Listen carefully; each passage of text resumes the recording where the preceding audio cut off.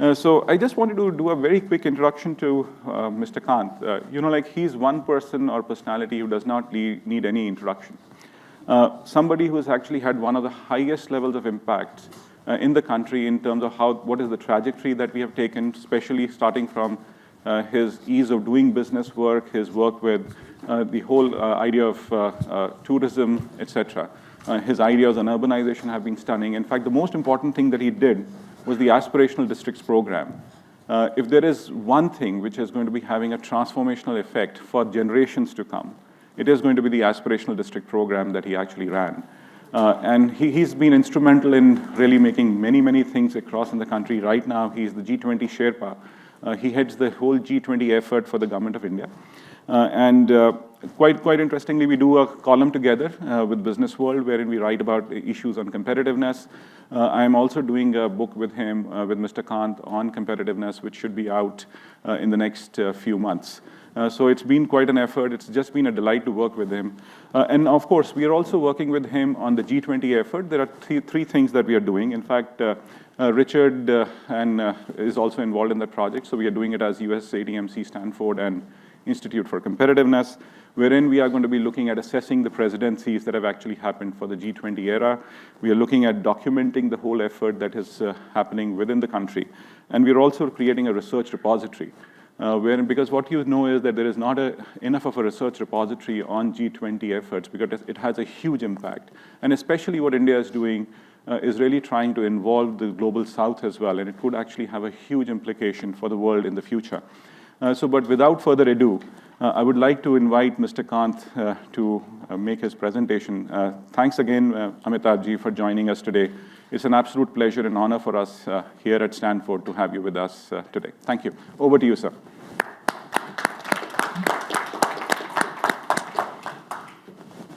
Thank you, Amit. Delighted to join you at this wonderful conference. You asked me to speak on India's digital public infrastructure. I'll make a brief presentation just to make things lucid clear. In the last 2.5 decades, almost all tech innovations that have taken place because of the big tech companies, whether it was Microsoft, whether it was Meta, whether it was Google, or whether it was Apple. And in the case of China, it has been possible because of Tencent and Alibaba. In sharp contrast to the big tech model of USA, there's been a contrarian model by Europe, which focused through the GDPR on privacy of data at the cost of innovation. A third approach has been taken by India, which is about creating Indian digital public infrastructure, that is laying down the trunk infrastructure through public, and on top of which we've allowed private sector to innovate and compete. And in my mind, this has had a transformational impact in India, and I think this has been a consequence of basically three things. One is creating an identity layer, which is that every Indian, 1.4 billion people, have a digital identity. Then there is a data empowerment, that is this data empowerment protection architecture, which empowers data to the citizens. So the citizens are the owners of data. It enables secure sharing of data. And this identity, the third layer is a payment layer, which has enabled India to do a lot of payments, fast payments, pay to anyone. It is interoperable, it is fast, and it is cheap. So what has happened is that we first created identity for everyone. Then we opened bank accounts during 2015 to 2017. Almost 480 million bank accounts were opened in India. 55% of the total bank accounts opened across the world were opened in India. Every second bank account was opened in India. These were then linked to the digital identity. And we have over close to 1 billion smartphones in India, and the mobile numbers were also linked to the bank account. That means that I can transfer money straight from my mobile to your mobile. I can transfer money, which is basically like transferring money from my bank account to your bank account. And all payments, debit, credit card takes place straight from one mobile to another without going through any wallet. Or, for instance, I've not used my debit credit card for the last 4 years. I've not been to a bank, physical bank. I've not used any ATM machine for the last 4 years. So in the payment layer, and I'll dwell upon it at length as we go along. Now, the important thing is that we've created a data empowerment and privacy architecture. And this creates a digital framework that allows the sharing of data on one's own terms through a third-party entity. And this is now being used to enable credit to flow to the MSMEs, to the medium and small industry sector. Now, what is India Stack? India Stack is digital. It's a public good. It's that everyone has a digital identity, everybody has a bank account, and everybody has a mobile, and all of them are linked. So we call it digital public goods because the government's job is to provide public goods, but to provide it in a digital manner is what is known as the digital public goods. That is commodity or service that is provided without profit to all members in a digital manner. Now, what India has done is to build digital public goods which are open source. These are open APIs. They are interoperable. They have open standards and they have open content. And because of this, we've allowed a lot of, because they are interoperable as well, we've allowed a lot of innovation to take place.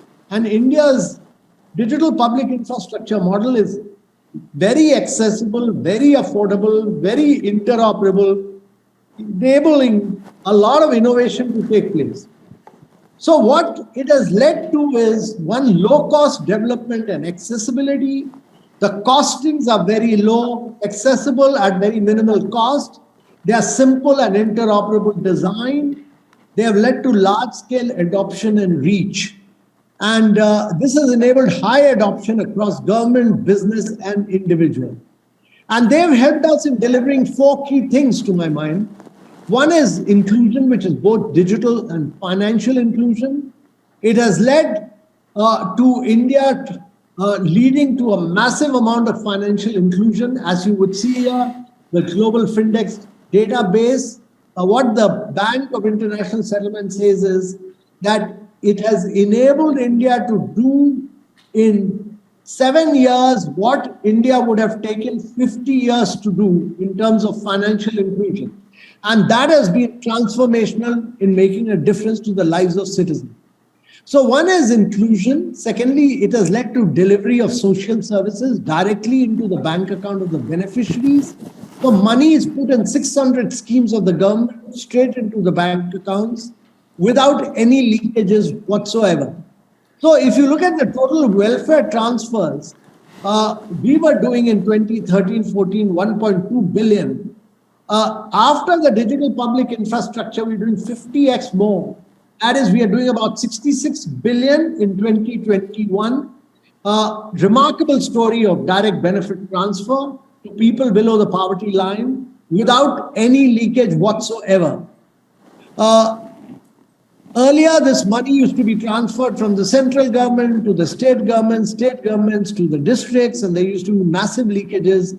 Now, imagine 66 billion going straight into the beneficiary's bank account from which he can access digitally. Now, during the COVID period, because of this digital identity and the fact that everybody had a bank account, we could help 470 million people during the initial phase of the COVID-19 pandemic. So the third thing that it has done is the digital public infrastructure has prevented monopolization in the digital space. Now, if you look at majority of the countries from USA, China, Japan, Germany, UK, there is a huge monopolization of the digital space in terms of just a few companies. You look at USA, you'll have Visa, MasterCard, American Express, Discover, PayPal. In India, on top of the railway track, the public track, you have about 40 apps doing fast payments. So India is the only country where Google Pay competes with Phone Pay, WhatsApp competes with Paytm, and this is all competition in the marketplace, which has led to a huge amount of transactions, which has led to low cost growth of the digital payment mechanism in India. So this is a unique Indian model where the platform is owned by the government and the people of India, not the private sector. Private sector players innovate on top of this platform. They are in direct competition. There is no monopolization. The data is owned by the citizens. Payment is in real time. It is instant. And that is why from my mobile, for me, my mobile is my bank. No debit card, no credit card. From my mobile, I make all my payments. The fourth thing it has done is that it has ensured security, privacy, and good governance. And this it has done is because there is three-factor authentication in this. There's a digital ID, there's a data empowerment protection architecture, and it has ensured that there is security, privacy, and good governance through a three-factor authentication. Now, we've created another model which is of modular open source identity platform, and we've said that these digital public infrastructures are now available to the world. So the MOSIP, which is the Model Open Source Identity Platform, which is developed by the Indian Institute of Information Technology in Bangalore, it has ensured that you can have an official proof of identity in any part of the country. It has been adopted by countries like Morocco, Philippines, Sri Lanka, and it has enabled a vast number of people, actually, close to 72 million people across the world, to get their digital identity. Now, this is adaptable because island countries like Philippines have low internet connectivity. There, MOSIP transforms itself into an offline authentication. You can do it on a QR code. This can be shown to shopkeepers or banks for authentication, and they are very, very adaptable. Now, what are the digital public infrastructure that we built up? We built up the identity, the payment, which is the unified payment interface. We've also built up the DigiLocker, all the public records, that is your passports, your driving licenses are all available digitally. You don't need physical documents. We've built up fast tags. We've built up Bharat Bill Pay, which enables you to pay for all government services. During COVID, we had the COVID. In education, we built up e-Vidya. We built up a whole range of digital public identity. And we are now building up ONDC, which is democratizing e-commerce. And therefore, we'll bring into the fold almost close to about 100,000 merchants to the ONDC digital public infrastructure. Now, identification systems are the backbone for delivering welfare services. And in India, we've developed this Aadhaar. We've had 1.3 billion Aadhaars generated. That is, every Indian has a biometric. Each one of them has done about, the total amount of authentication that have been done is about 57.9 billion, which means every Indian has done 60 authentication so far already. Now, these Aadhaars are linked to smartphones, and therefore the number of smartphones will be about 1 billion in India. And Aadhaar identity as integrated has helped us to increase the user base, because through the mobile phone, we use identification, and it has enabled us to cover 99.9% of our adult Indian population. The other thing that we've done is that we are using a lot of AI, because the data we are throwing up is enormous. And we are using a lot of artificial intelligence to find solutions to the challenges of India. And these challenges of India are at large scale because we are linking them up to Chat GPT, we are linking it up to WhatsApp. Everybody uses the WhatsApp to function in India. And advanced artificial intelligence is being integrated in translating 24 different languages through what we call Bhashni. It enables automated Indian language translation.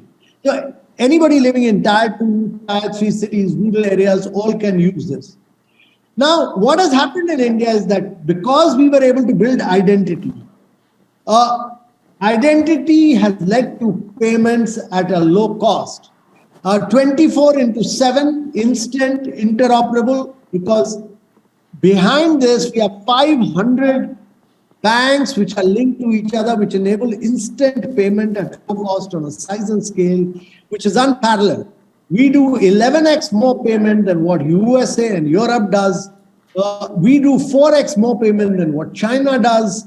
And all this is instantaneous on your mobile. The mobile is the bank through which you make all interoperable payment.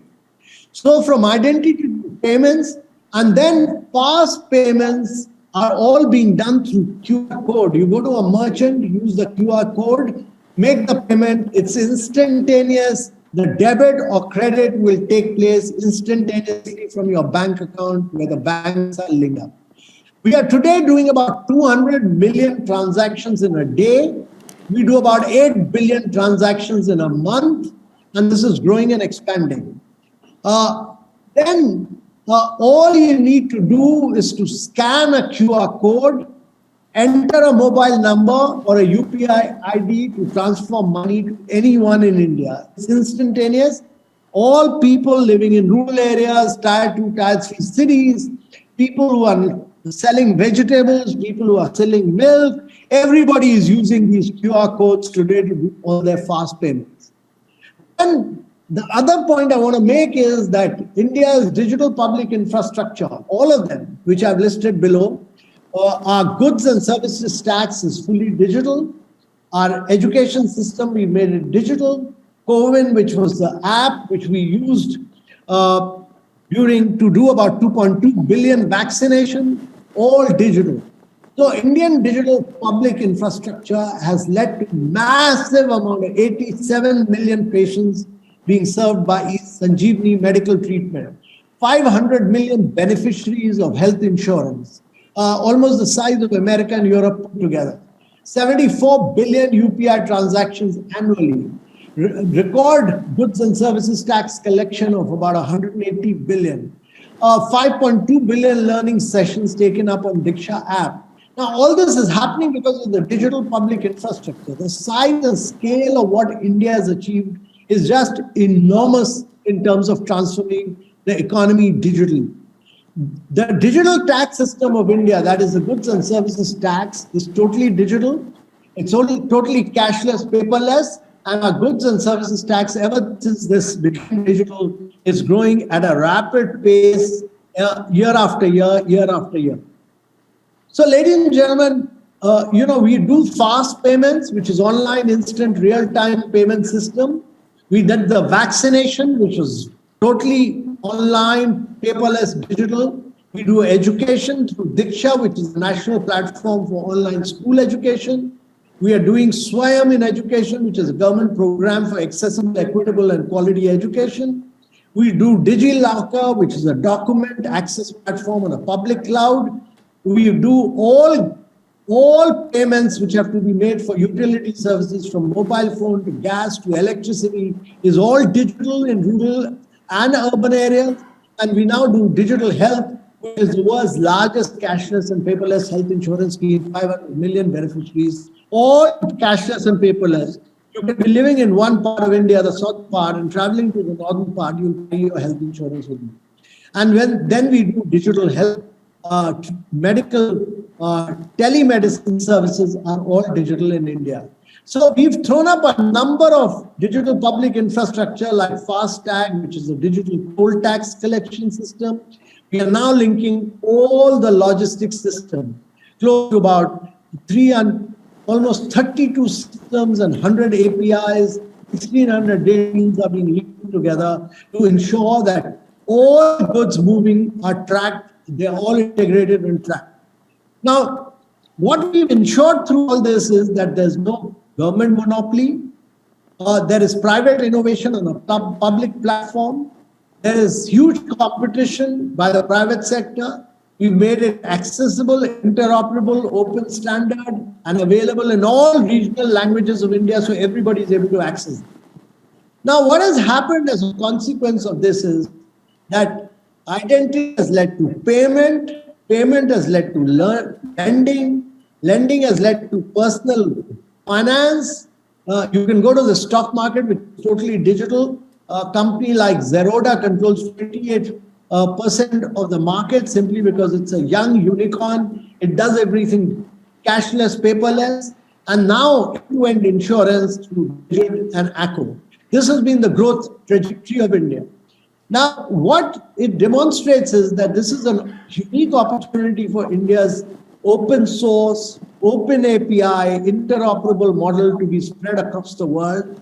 Because the world today, the challenge is that you have about 4 billion people who do not have a digital identity, 2 billion people remain unbanked, 133 countries have no digital payment system. And therefore, can we transform the world digitally by giving them an identity, by giving them bank accounts, pushing for fast payments, and ensuring that government schemes money is put directly into their bank accounts, and that we are able to transform their lives. So, ladies and gentlemen, during India's G20 presidency, this is a unique opportunity to see whether we can use this unique model of digital public infrastructure as distinct from the big tech model of USA to be able to transform the lives of citizens in the global south and ensure that people can have identity, that we can ensure bank accounts, and that we give them the possibility of fast payments, vaccination, better education, all through digital public infrastructure, and transform the lives of citizens across the world. This is, to my mind, one of the biggest challenges, and the only way the world will transform is by going digital, going green, and the way forward is the digital public infrastructure model of India. And therefore, the Bank of International Settlement said that India has made 50 plus years worth of progress in just 7 years. Can we do the same to the rest of the global south to transform them? That is the real challenge before the world. Thank you very much, ladies and gentlemen. Thank you. Thank you, Mr. Kant. In fact, we'll just like to open the floor for questions. If you have any questions, I would just request you to come to the podium on the right. So if you could just get there. But I do have a question to begin with. So, Mr. Kant, like when this whole idea of Jam Trinity was coming up, there was a lot of criticism, and it took a lot of courage to really move forward in this direction. What was the thinking at that point in time that this would be a transformational effect? Because in hindsight, there was a lot of criticism by many quarters or whatever, but what we see has been absolutely impactful, has had economic impact, social impact, without a doubt. Yeah, Amit, this was heavily contested, giving identity. There was a challenge on the privacy issue. It went right up to the Supreme Court. The Supreme Court held that you could create digital identity. Now, in India's case, it went up to the Supreme Court. I believe that this will be very challenging in most of the developed parts of the world. And therefore, you can pick up any identity. It can be any digital identity. It can be a driving license. It can be your library card, which is digital, any digital identity, and utilize them. So as long as you have a digital identity, go ahead and do it. India did not have that. And therefore, there was a huge movement to provide a digital identity. Then there was another big movement to provide a bank account to everybody. And, providing 480 million people bank accounts was an enormous job between 2015 to 2017. Then there was another movement to link up the bank accounts with these digital identities. And then we opened up the mobile sector and smartphones. And therefore, you had every Indian today has a smartphone. And the smartphone number is also linked to your bank account. Now, when I was a young officer in Kerala, my job was to transform the lives of traditional fishermen in Kerala. I was able to give them new outboard motors, I could give them new crafts, I could give them new fishing nets. But fishermen were prone to drinking. And therefore, it was very important to open the bank account and put money into it from their daily catches. But opening their accounts, bank accounts, was used to take me 5 to 6 months. Today, we open a bank account in India in less than a minute, using the biometric. So, what I've seen is the transformational story of India. And similarly, we've seen this digital fast payments growing and growing and growing. I have not used my debit credit card for 4 years. The only time I used it was when I was visiting my daughter in San Francisco to hire a Uber vehicle. And in India, the entire COVID process has been totally paperless and cashless. So India is just technologically leapfrogged in a big way because of the digital public infrastructure. Thank you. Richard, you have a question. Yes, thank you very much for your presentation this morning. A lot of the privacy regulations in advanced economies in Europe and in the United States are driven by the right to be forgotten. Things like GDPR and California's privacy regulations. I'm curious how India's approach fits in with this kind of philosophy, and also are there regulations on how companies like Paytm can use the data that they're collecting? Thank you. So, no, that's an important question. So the first thing we did was to build up the data empowerment protection architecture. And that is that the data belongs to the citizen. It empowers him to use the data.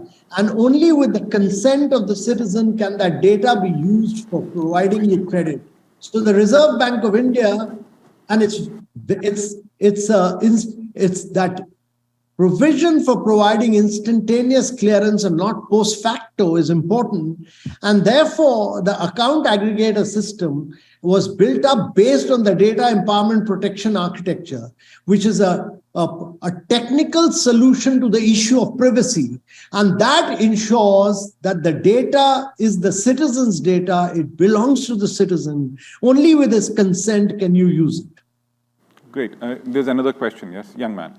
Hi, thank you so much for a really wonderful talk. My name is Siddharth. I'm a PhD student in the School of Sustainability. My research is focused on applying AI to satellite imagery for food security and agriculture applications, particularly for smallholder farmers. And one thing I wanted to ask was, what is the role of UPI and the India stack in the agricultural sector, particularly for farmers? How much are they using it? Is NABARD kind of trying to build on the India stack? What are private ag tech companies doing in this space? And is that pathway you talked about where identity to payments to lending happening in the agricultural sector? And if not, what are the barriers that perhaps maybe is making that progress slower in rural agricultural sector as opposed to the urban kind of industrialized sector? No, that's a very important question. And one of the, the story has been to use the India stack firstly, to provide direct benefit transfer without leakages. Secondly, to provide credit. Thirdly, to ensure fast payment. Fourthly, to ensure what I said, that, what we had not envisaged, the private sector has envisaged, and then you start doing wealth management. Like a company like Zerodha or Upstart. Zerodha controls almost 28% of the Indian stock market. Totally digital. And then you had insurance companies like Digit and Acco. It used to take months to get an insurance policy. Today, you can get an insurance policy in less than a minute. So the similar process is now being used by several startups in the agriculture sector. Some remarkable work is being done by Indian startups, like several of them in the agricultural sector. But one of the major announcements which has been made in this year's budget is really to push digital transformation in the agriculture sector, much like which we have done for payments, much like what we've done for health. Health we've pushed for health insurance, we've pushed for education and through Diksha and Swayam. But the next big leapfrogging, what Karnataka state has already done, what Haryana state has already done, will be done in the field of agriculture across the country. Great, thank you. And We just have time for... Yes, sir, please. What the India Stack has done is it has enabled young startups to find solutions to over 1 billion people of India. And when they find solutions for the 1 billion people of India, they are finding a solution not just for the people of India, but for the next 3 to 4 billion people of the world who are going to move or who move from poverty to middle class in the next decade or so.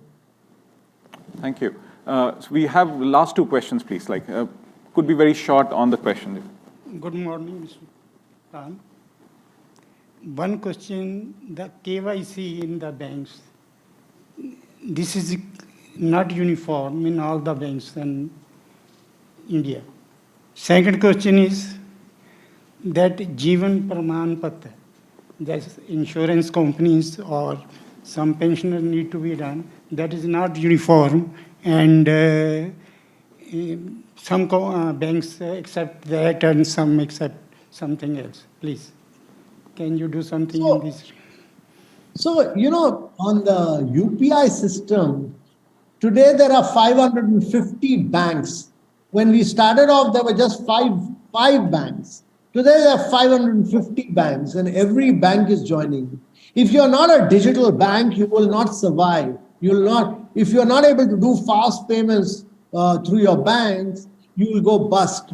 Every bank is going digital. And those which are remaining physical are not surviving anymore. This is a digital transformation which is happening at an unbelievable pace in India. And therefore, everybody is joining the UPI now. And this, to my mind, is the biggest story of India of fast payments. And that's how we've leapfrogged much beyond Europe and USA in this story. Now, you talked about insurance, some things. These are works in progress. Some of these things are also getting, they are work in progress. So I don't have specifics on that particular thing that you asked me about, but I think that's a work in progress. Thank you. One last question. Hi, I'm Prakash Abalkar. My question is really at a macro level. The UPI and its growth should have logically resulted in replacement of a lot of cash transactions, which were the norm for the bulk of the economy. But statistically, the figures on cash in circulation have in fact gone up and not gone down. How do you explain that paradox? Yeah, so, my view is that what has happened as a consequence of GST being digital, what's happened as a consequence of UPI, what's happened as a consequence of FASTags, there's been a huge formalization of the Indian economy. I mean, there is cash because the total size of the economy has grown. I mean, the cash is not totally gone out, but the digital payments have increased in a big way, and every sector is going digital. And therefore, the formalization, India was a highly informal economy, is becoming a highly formal economy, and that's why the collection of GST is going up month by month, it's going up. So if everybody pays goods and services tax digitally, and income tax, 99.7% of the people pay digitally. So what we should worry about is whether there's a higher formalization of Indian economy. And definitely there's a higher formalization of the Indian economy. And secondly, what we should worry about is whether these are dead or live bank accounts. Now, when we started with the Pradhan Mantri Jan Dhan Yojana, women had only 17% of the bank accounts. Today, 78% of the women have bank accounts, and all of them are live bank accounts with about 70,000 worth of rupees in those bank accounts. So that's a huge amount of money in bank accounts which are owned by women. So what is happening is that the financial inclusion for women is taking place in a very big way. Thank you. Thank you, Mr. Kant. This has just been an honor and a pleasure to hear you. And as Vivek just tweeted, it has just been an honor to listen to the innovation czar from India, who's had a huge transformational effect in the country, and I believe it is going to continue to have a transformational effect for lives to come, for generations to come in the country. Thank you, Mr. Kant, for joining us today. It's just an absolute honor.